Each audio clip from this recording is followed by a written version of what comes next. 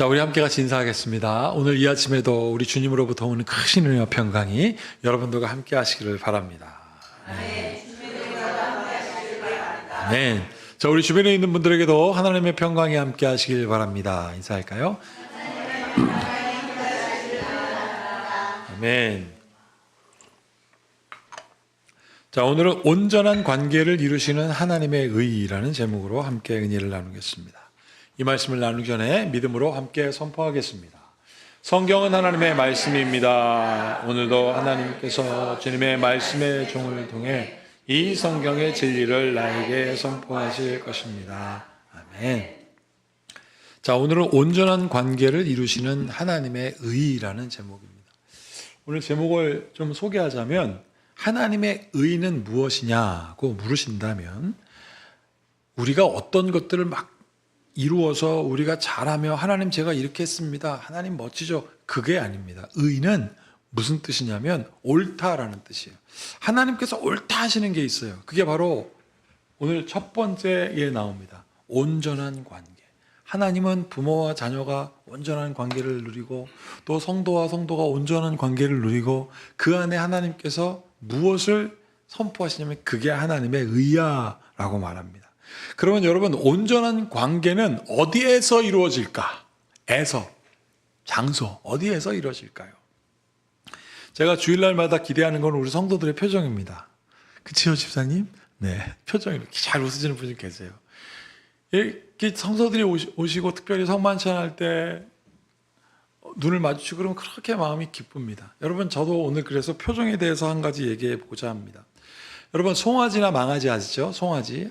그러니까 소가 새끼를 낳으면 송아지, 말이 새끼를 낳으면 망아지잖아요. 걔네들은 태어나자마자 걷습니다. 이렇게 비틀비틀하긴 하지만 걸어요. 근데 사람은 걸으려고 하면 2000번 정도를 넘어진대요. 2000번 정도는 넘어져야 아이가 걸을 수 있다고 합니다. 여러분 혹시 여러분들 아이들이 넘어질 때 표정 보셨어요? 우리 요즘 손자, 손녀를 키우고 계시는 권사님은 어떠세요? 제가 보니까 어제 결혼했던 우리 이승호 군이 생각이 나더라고요. 우리 이승호 군이 결혼을 했는데 깐난쟁이 때 걔는 넘어지기 전에 막 이렇게 뛰면서 해? 그리고 막 뛰어오다가 팍 넘어져요. 그런데 이 넘어질 때 그 표정 해 그 자체예요. 그냥 웃으면서 넘어져요. 꽝. 그런데 그 넘어지기 직전에 제가 그걸 보고 있는데 놀랍게도 그 아버지나 어머니가 탁 잡아주는 거예요. 그러면 걔가 헤헤 그래요. 물론 항상 잡아주는 건 아니겠죠. 넘어지면 깨지기도 하죠. 울기도 하지만 그 다음에 애들이요 또 넘어질 때 또 얼굴 웃으면서 넘어집니다. 여러분 이렇게 아이들이 2000번 정도 넘어져야 걷기 시작한다는데 그 아이들이 그 2000번 넘어졌던 걸 기억할까요? 기억하지 못합니다. 그게 나이가 어려서 기억하지 못하고 인지가 떨어져서 기억하지 못하는 것도 분명히 있습니다. 그런데 결정적으로 그때 그 아이들이 넘어짐에도 불구하고 우리처럼 깜짝 놀라지 않는 이유는 바로 부모님 때문에. 부모님이 넘어질 때마다 탁 잡아주고 부모님이 넘어질 때마다 그 아이가 넘어지면 보살펴주고 괜찮아 막 해주니까 그 아이는 일어설 때까지 그것을 공포로 여기지 않습니다. 여러분 이게 무슨 뜻일까요? 우리가 주님 앞에 거하는 것, 온전한 관계를 누릴 때 하나님은 우리를 넘어지게 하지 않으시고 그 하나님의 품 안에 있는 것을 하나님은 뭐라고 얘기하면 오라 그게 좋은 거야 라고 하나님께서 말씀하신 것이 바로 요한복음 14장 1절에서 14절에 있는 내용입니다. 여러분들 혹시 넘어지는 일이 있다도 염려하지 마십시오. 주님이 여러분들을 일으켜 세워주십니다. 여러분 그래서 오늘 베드로 전설을 통해서 방금 제가 어린이가 넘어져서 그들이 일어나서 걷기 시작할 때 2000번 넘어진다고 했잖아요. 그 아이 이야기를 베드로 전서에서 합니다. 이렇게 되어 있습니다. 다 함께 읽어볼게요. 갓난 아기들 같이 순전하고 후령한 젖을 사모하라. 이는 그로 말미암아 너희로 구원에 이르도록 자라게 하려 함이라. 이렇게 되어 있습니다.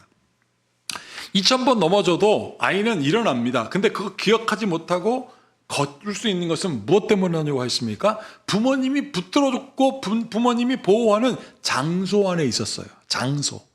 영어로는 in이라고 합니다. 어디 안에 있다. 그 안에 있었기 때문에 그 아이는 그걸 다 생각하지도 못하고 일어나서 걷기 시작합니다. 자, 여기도 그런 얘기가 나와요. 여러분 저기 첫 줄 보십시오. 갓난아이들 같이, 저 어린아이들 같이 순전하고 신령한 젖을 사모하라 그랬습니다. 여러분 어떻게 저 갓난아이가 순전하고 신령한 젖이 뭔지 알까요? 모르겠지 않습니까? 문장을 이렇게 바꿔서 믿음의 성숙한 분량에 이르고 믿음의 장성한 분량에 이른 자 같이 순전하고 신령한 것을 구해라. 그러면 이해할 수 있을 것 같아요. 그렇죠. 믿음의 장성하게 일어났으니까 거룩한 말씀, 하나님의 의, 그거를 분별할 수 있을 것 같은데 오늘 베드로는 뭐라고 얘기하냐면 어린 갓난아이들 같이. 여러분 갓난아이는 엄마의 상태를 모릅니다. 그냥 젖을 먹는 거예요. 엄마가 아프든 안 아프든 먹는 겁니다. 어떻게 그걸 구별해내겠어요? 그런데 여기에 뭐라고 되어 있냐면 갓난아이들 같이 순전하고 신령한 젖을 사모할 수 있도록 하나님께서 디자인 이미 해주셨다는 거예요. 여기 보면 이는 그렇게 아이들이 신령한 것을 구별해낼 수 있는 것처럼 보이는 것은 이는 그로 말미암아 너희로 구원에 이르도록 자라게 의도하려 하심이라. 여러분 아이에게 엄마가 그 아이를 잘 키울 수 있도록 모유를 주는 것, 또 가장 좋은 것을 주는 것은 그 아이가 잘 자라나게 하려는 의도가 있는 것처럼 하나님께서 여러분들에게 말씀을 주고 성도들의 교제를 하게 하시는 것도 하나님의 의도가 있다. 오늘 그 은혜로 오늘도 이 시간 풍성하기를 바랍니다. 오늘 우리 야유예배 가기로 했잖아요. 야유회. 에? 옷도 막 그냥 잠바 입고 오시고 운동화 신고 오시고 비가 내리네요. 그래도 오늘 여러분 이 안에서 주님의 교제가 풍성하기를 바랍니다.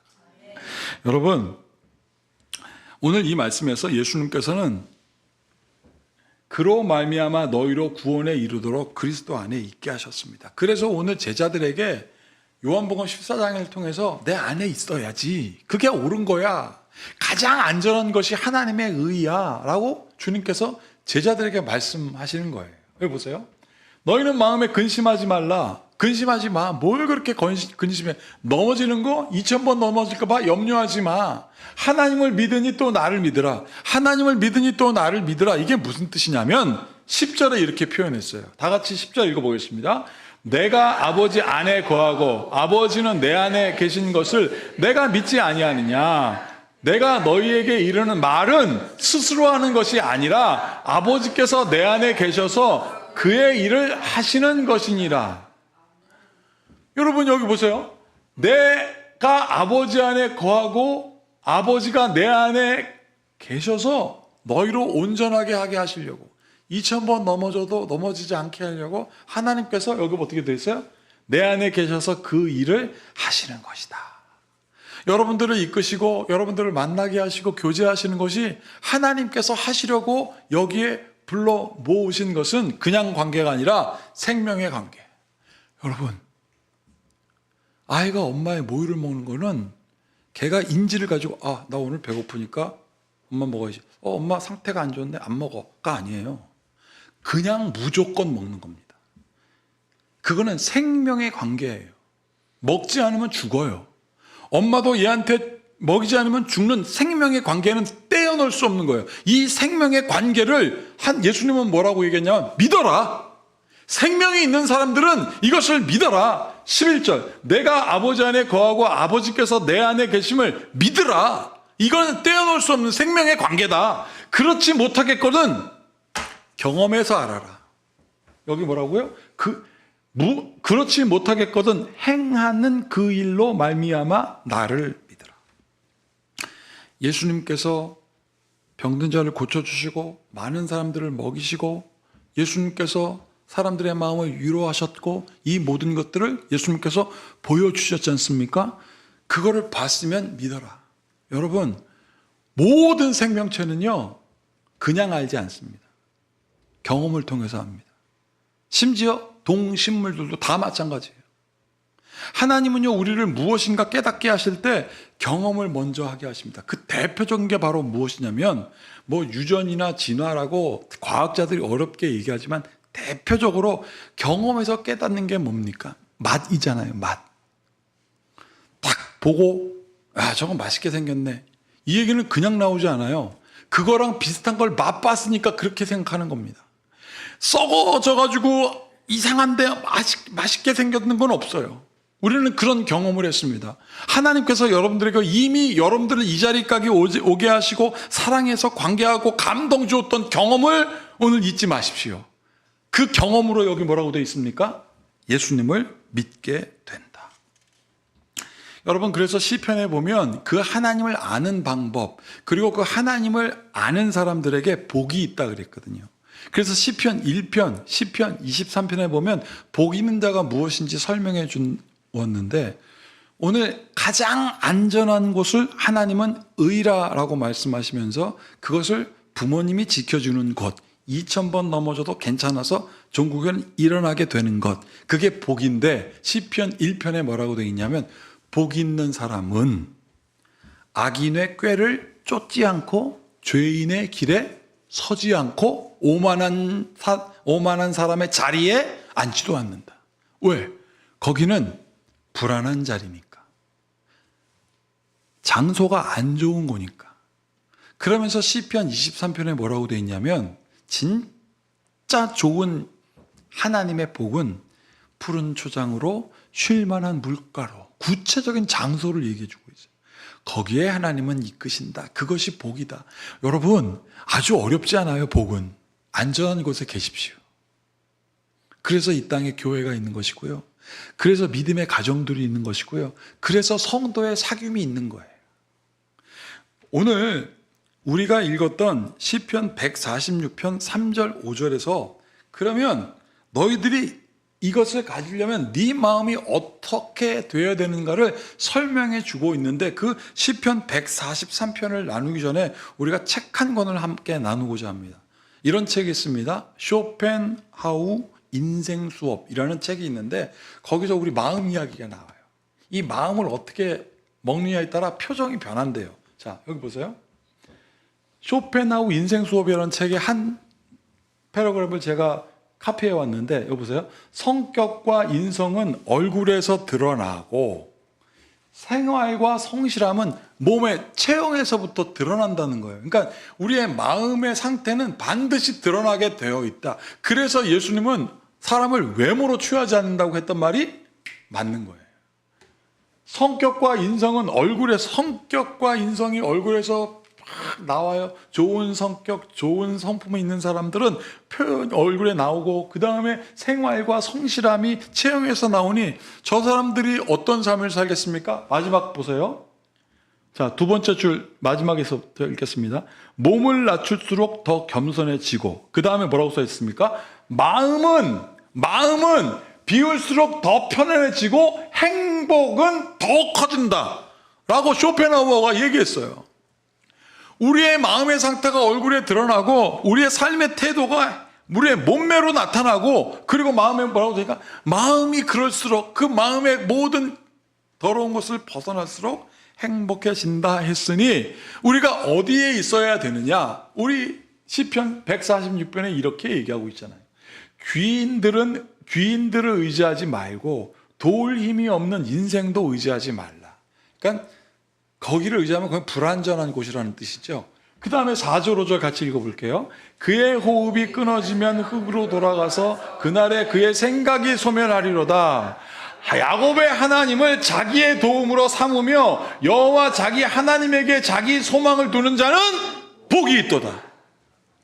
우리의 마음을 두는 곳, 그것은 그냥 막연한 하나님이 아닙니다, 여러분. 구체적인 장소예요. 나는 여러분들의 가정이 하나님의 마음을 두는 가정이 되기를 바랍니다. 그러면 그 가정이 뭐가 되겠습니까? 하나님께서 임재하는 곳. 우리 교회가 어떤 곳이겠습니까? 하나님께서 거하시는 곳. 그래서 성도가 교제하는 게 기쁘고 즐거웠던 곳. 그래서 여러분, 하나님에게 자기의 소망을 두는 자는 복이 있다라고 했는데, 이것을 제가 영어 성경으로 찾아보니까 자기의 희망은 In the Lord His God 이렇게 되어 있어요. In the Lord라고 하면 주님이신 우리 하나님 안에 내가 있다는 것을 아는 자는 복이 있도다.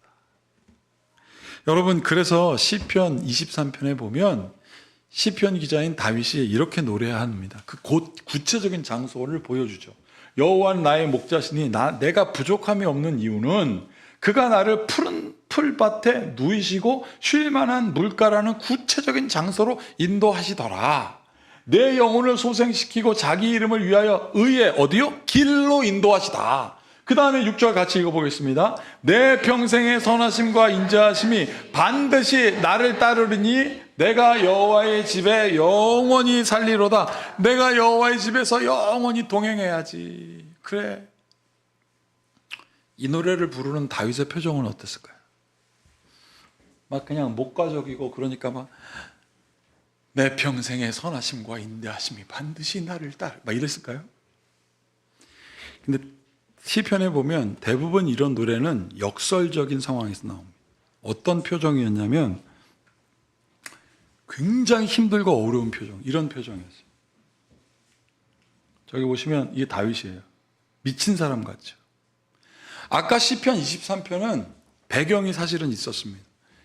자, 사무엘상 21장 12절에서 15절에 무슨 내용이 나오냐면, 다윗이 여러분 골리앗 아시죠? 골리앗을 죽이고 나서 이스라엘 백성들에게 인기가 많아지니까 이스라엘의 왕이 다윗을 질투해서 죽이려고 그랬어요. 죽이려고. 그래서 사형수가 됐습니다. 도망치다가 뭐 이 동굴 저기 막 숨어 다니다가 나중에는 더 이상 갈 데가 없으니까 골리앗의 고향으로 도망가요. 골리앗의 고향으로 도망가면 어떻게 되겠습니까? 다윗을 죽인 놈이네.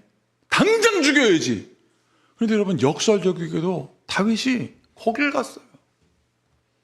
근데 거길 갔는데 그 가드 사람들이 안 죽여요. 그게 사무엘상 21장 12절. 다윗이 그들의 말에 심히 두려워하여 무슨 얘기를 했었냐면, 다윗 나타나기만 하면 확 죽여버려야지, 이런 얘기거든요. 그런데 가드 왕 아기스를 무서워하여 그들 앞에서 그의 행동을 변하여 미친 채 했습니다. 다윗이 대문짝에 대문을 그적거리며 침을 수염에 흘림에 그 왕이 뭐라고 하냐면, 내게 미친 사람이 부족하여 너희가 이 자를 데려다가 내 앞에서 미친 짓을 하게 하려느냐. 미친 자가 부족해서 저 사람이 골리앗을 죽였다는 게 말이 되냐. 죽일 이유도 없다. 미쳐버렸지 않냐. 여러분, 이 역설적인 상황 가운데 다윗이 하나님의 보호를 경험하고 나서 부른 노래가 시편 34편에 그대로 기록되어 있어요. 시편 34편. 다윗이 아비멜렉 앞에서 미친 채 하다가 쫓겨나서 지은 시. 내가 여호와를 항상 송축하며 내 입술로 항상 주를 찬양하리이다. 내 영혼이 여호와를 자랑하니 곤고한 자들이 이를 듣고 기뻐하리로다. 너희는 여호와의 선하심을 맛보아할지어다. 경험해라 라고 했죠. 그에게 피하는 자는 복이 있도다. 너희 성도들아, 여호와를 경외하라. 그를 경외하는 자에게는 부족함이 없도다. 10절. 젊은 사자는 궁핍하여 줄일지라도 여호와를 찾는 자는 모든 좋은 것에 부족함이 없으리로다. 22절 같이 읽겠습니다. 여호와께서 그의 종들의 영혼을 속량하시나니 그에게 피하는 자는 다 벌을 받지 아니하리라. 예외가 없다는 거예요. 한 사람도 예외가 없다는 거예요. 5월이 되면 어린이날이 이제 내일 모레고, 그리고 5월 8일이 되면 어버이날이잖아요. 저는 어버이날만 되면 미국으로 시집간 우리 누나가 생각나요.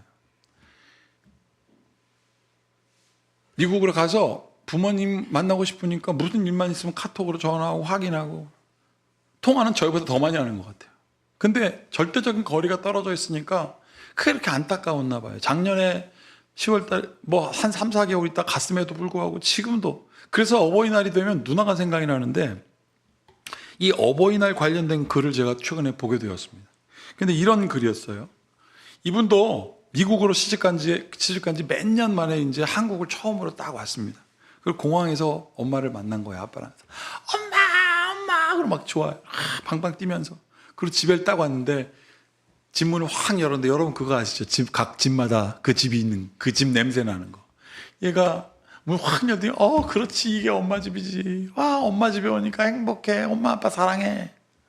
그러니까 이제 엄마가 그 얘기를 듣더니 아유 얘 아빠가 들으면 서운해 하시겠다. 이게 엄마 집이냐 아빠 집이지? 이랬어요. 그러니까 그 아빠가 그걸 탁 듣더니 윙크를 탁 하면서 딸한테 아니야 이거 엄마 집이야. 걱정하지 마. 네가 무슨 얘기를 하든 뭘 우리가 기분 나쁘겠냐. 그럼 막 즐거운 시간을 한 10일 동안 보냈대요. 그리고 이제 공항에 딱 갔는데 공항에서 헤어지는데 막 계류장에서 뭐 사랑해 눈물을 흘리고 막 이러다가 아이가 이제 딱 그 이미그레이션 하는데 문을 열고 딱 들어가다가 딱 쳐다봤는데 엄마가 그 딸한테 이렇게 얘기하더랍니다. 딸아 진짜 니네 집으로 가렴 그러더래요. 제가 그거를 읽는데 딸아 진짜 니네 집으로 가렴 하는데 울컥하는 거예요. 제가. 여러분 딸은 엄마 아빠 집이라는 장소에 왔을 때 옛날 기억이 나서 안전한 곳 좋은 곳 엄마 아빠도 좋으니까 사랑한다고 표현했겠죠. 그런데 이 딸이 이제 이 딸도 엄마가 된 거예요. 이 딸에게 엄마가 얘기한 거예요. 딸아 진짜 니네 집으로 가서 너도 나처럼 안전한 곳을 만들어 주렴. 여러분 예수님께서는요 모든 것을 다 보여주셨습니다. 우리에게 안 보여주신 게 없어요. 경험해서 알게 하셨습니다. 떡을 떼서 나눠주고 고쳐주고 마음을 치료하시고 여러분 그렇게 해서 하나님께서 우리에게 가르쳐 주려고 했던 게 뭐냐면 가장 안전한 곳 하나님의 집이었어요. 가장 안전한 곳 하나님의 마음이었어요. 그래서 오늘 요한복음 14장 12절에서 13절에 이렇게 되어 있는 거예요. 내가 진실로 너희에게 이르노니 이게 진실로가 뭔지 여러분 아시죠? 지난 주일날 했습니다. 내가 아멘, 레고, 휘민 내가 진실로 너희에게 이르노니 나를 믿는 자는 내가 하는 일을 그도 할 것이요 또한 그보다 큰 일도 하리니 이는 내가 아버지께로 가미로다. 이게 딱 우리 마음 아니겠어요? 우리 부모가 다 하지 못한 것 너희 자녀들 해라. 우리보다 더 잘 되라고 하는 것 똑같아요. 예수님의 마음이. 여러분 13절 14절 같이 읽겠습니다. 너희가 내 마음으로 내 이름으로 무엇을 구하든지 내가 행하리니 이는 아버지로 하여금 아들로 말미암아 영광을 받으시게 하려 함이라. 내 이름으로 무엇이든지 내게 구하면 내가 행하리라. 내 이름으로라는 말도 뭐라고 되냐면 in my name 그랬어요. 내 안에 있어라. 아빠가 다 해줄게. 여러분들에게 예수님께서 예수님 이름으로 구하라 능치 못함이 없다 말씀하신 것도 똑같습니다. 예수님 안에 거하라. In the name of Jesus. 예수님 안에 있어라. 능치 못함이 없을 것입니다. 여러분 그래서 시편 146편에 다윗이 주님은 나의 산성이요 나의 요새시요 내가 주님의 반석 가운데 있음을 믿으니 내가 찬양하겠습니다. 이렇게 노래했습니다. 다 같이 읽겠습니다. 할렐루야 내 영혼아 여호와를 찬양하며 시온아 여호와는 영원히 다스리시고 내 하나님은 대대로 통치하시리로다. 할렐루야. 왜냐하면 나는 하나님 안에 있으니까. 나는 그리스도 안에 있으니까. 여러분 교회에서의 사귐 있잖아요. 이게 얼마나 중요한지 우리는 알아야 합니다. 때로는 나도 모르게 하나님께서 마음 주셔서 누군가를 손잡고 눈물 툭툭 흘리게 하시고 그래서 그 사람도 마음에 감동이 오는 것은 예수님이 함께 하신다는 증거예요. 교회가 코이노니아가 중요한 것이 이래서 예수 그리스도를 경험하게 하는 은혜인 것입니다. 하나님은 모든 생명체에게 경험이라는 깨달음의 척도를 주셨듯이 오늘도 주의 안에서 교제하는 여러분들에게 하나님의 온전케 하신 은혜가 이 모든 지각에 뛰어난 주님의 평강으로 함께 있을지어다. 기도하겠습니다. 나의 반석이시요 나의 요새이신 주님, 우리가 지금 주님 안에 있습니다. 이곳에서 안정감을 누리는 것이 하나님의 의라 하였사오니 우리 성도들 이 의로운 삶을 그리스도 안에서 살아내게 하시옵소서. 예수님의 이름으로 축복하고 기도하옵나이다. 아멘.